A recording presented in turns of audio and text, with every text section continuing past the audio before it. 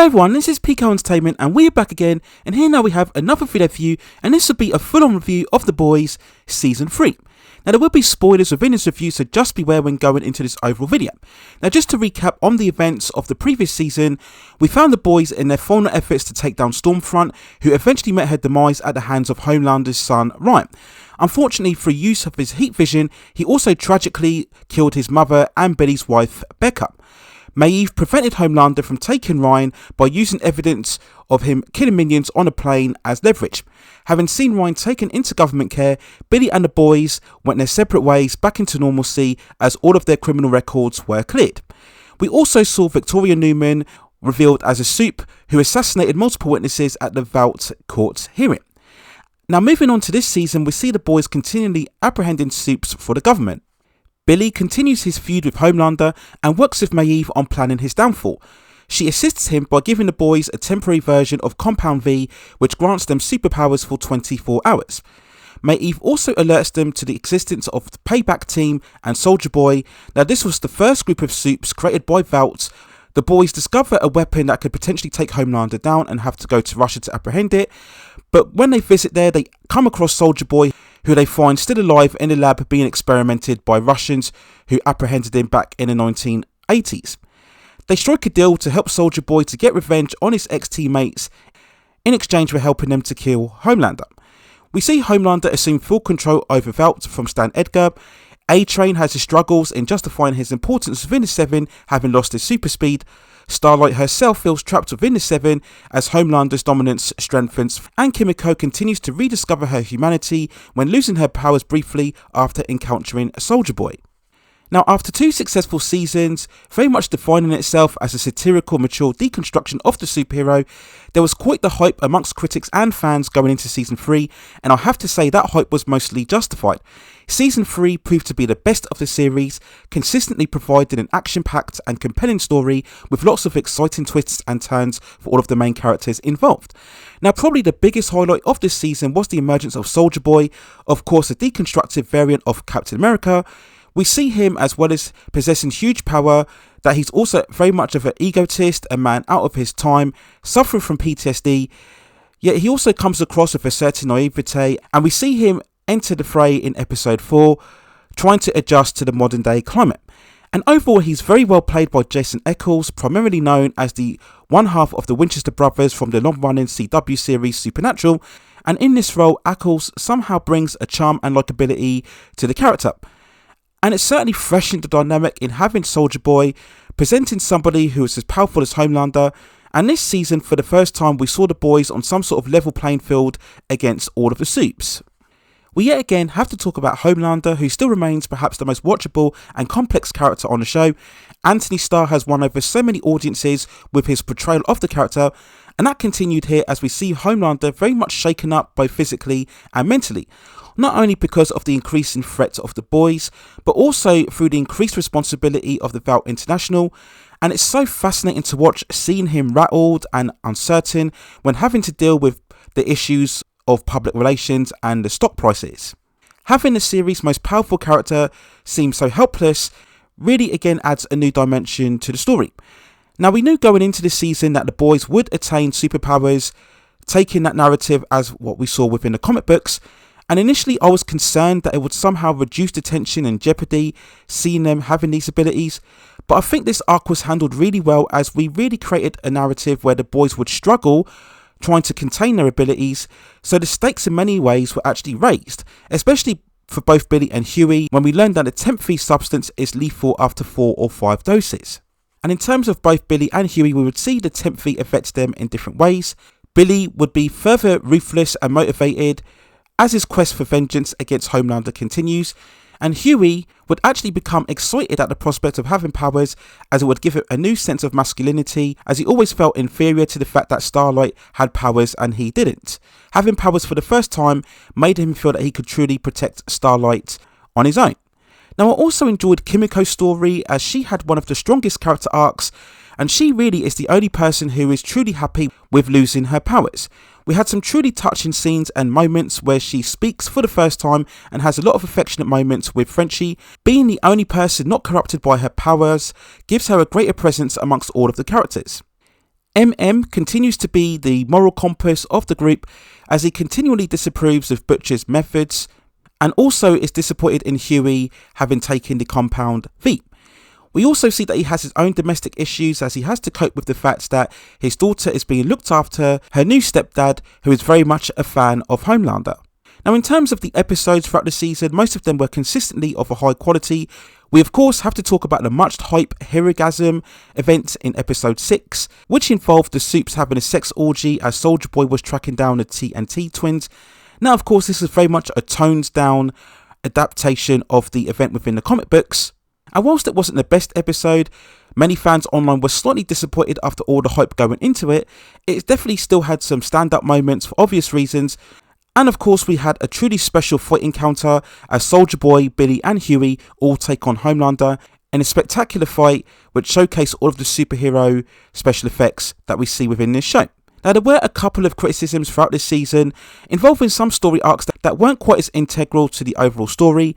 I think in particular A-Train's plot involving his brother getting injured and dealing with Black Hawk, a Supe who causes certain killings within the African American neighbourhood, really felt too distant from the main event. For the majority of the season, I really felt A-Train's story could have been taken away and it wouldn't have affected the season at all. Frenchie too feels more like a supporting player to prop up Kumiko's arc rather than his own character. I also look at Black Noir, and whilst it was good to see some focus into his own backstory, personally I wasn't a massive fan of the animated retelling of his origin, where we saw his brutal treatments at the hands of Soldier Boy, where we also saw Payback turning on Soldier Boy through instruction of Vought and Stan Edgar. I personally would have liked to have seen this event play out in live action, as I felt it would have had far more impact. I also feel there was a lack of characterization regarding the Payback members themselves. I also would have liked to have seen far more involvement with Maeve. She starts off prominent in the beginning of the season as she hands over the 10th V to Butcher, and we see a casual relationship between them both. But after she's apprehended by Homelander and Black Noir, she kind of phases out of the main story, and she wouldn't become prominent again until the season finale.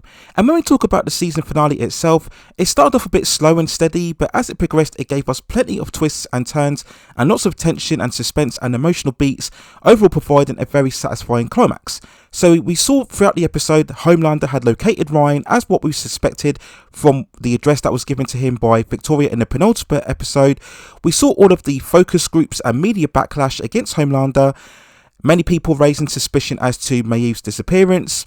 Maeve herself managed to escape from the capture and re-team up with the boys, who are planned together to stop Soldier Boy taking down Homelander because they feared about the innocents being taken out within the Vought building. We had a reflective scene between Soldier Boy and Billy, where Soldier Boy recounted his younger years and how he came to join Vought because his father felt that he was a disappointment. We then saw Black Noir's story come to an end, where he rejoins the Seven with the intention of killing Soldier Boy, but after revealing to Homelander that he knew that Soldier Boy was his father, Homelander feels his betrayal and ends up killing him. This is probably one of the disappointing aspects of this finale, because it really wasted Black Noir's arc. We had all that build up in terms of his backstory within the previous episode, very much setting up an ultimate confrontation between him and Soldier Boy, but to just have Homelander kill him like this, it really robbed the character of any redemptive arc or any revenge that ultimately proved to be a bit of a disservice to the character. It ended up being a bit of a lackluster way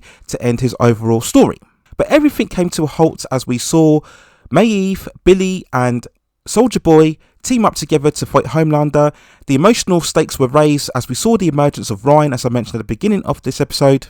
And this is where the tension really built up as Homelander tried to reconnect with Soldier Boy, using Ryan as very much leverage. Soldier Boy decided that Homelander was very much of a disappointment, just as his father felt that he was when he was younger. And this is when the battle ensued and we had lots of action and carnage. And this is when the dynamic started to shift, as Billy saw the cruelty of Soldier Boy shown towards Ryan and ended up fighting Soldier Boy. And then we saw Maeve taking on Homelander in a very intense encounter, and this is where you were fearing the worst for Maeve, as we saw her eye getting punched in by Homelander. And this is when I thought we were going to get the climactic act as what we saw within the comic books, where Homelander kills Maeve. We also had standout moments for Huey and Starlight, as Huey decides not to take the compound V in order to help out the boys. Instead, he lights up the building, which generates more power for Starlight, who's able to then repel Soldier Boy back.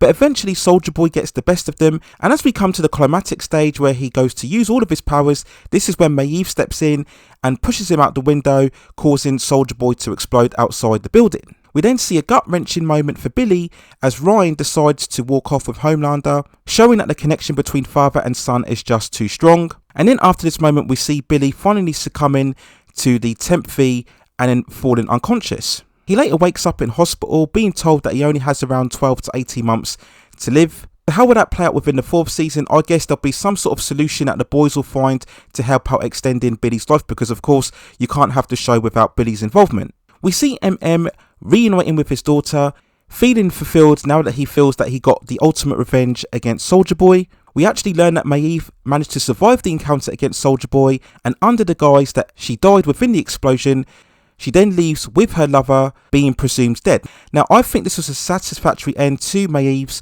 story, far more heroic than what we saw within the comic books, and of course it always leaves the door open for her to return later on in season 4. We then see the body of Soldier Boy being taken into storage by Grace Mallory, which we presume he'll see some sort of conditioning in order to take down Homelander later on down the line. And I was very glad about this because, as I mentioned before, Jensen Ackles has been very good in the role, and I think it would have been much of a waste to just have him killed off in this finale episode. We then see Starlight throwing away her costume and becoming a permanent member of the boys as Billy returns. And in the closing scenes, we see that Victoria Newman has now become Vice President of Vought.